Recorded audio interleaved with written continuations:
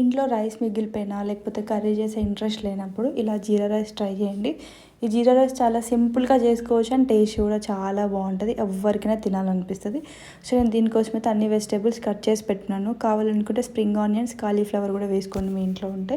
ఇప్పుడు స్టవ్ పైన ఒక కడాయి పెట్టుకొని దాంట్లో 2 టేబుల్ స్పూన్లు ఆయిల్ వేసి, ఆయిల్ వేడెక్కిన తర్వాత 1 టేబుల్ స్పూన్ జీరా వేసాను.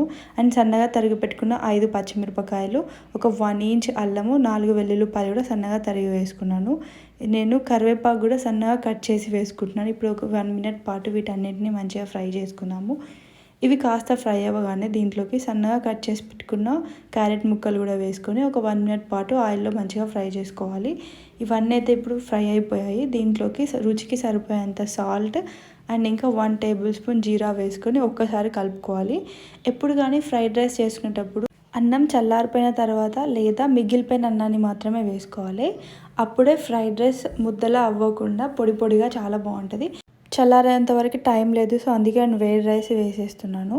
కానీ ఇది నేను ఎక్కువసేపు కలపకుండా ఒక 2-3 సార్లు ఇలా కలిపేసి దీంట్లో కొత్తిమీర జల్లేసుకొని స్టవ్ ఆఫ్ చేసుకుంటే వేడి వేడి ఫ్రైడ్ రైస్ అయితే రెడీ అయిపోయింది.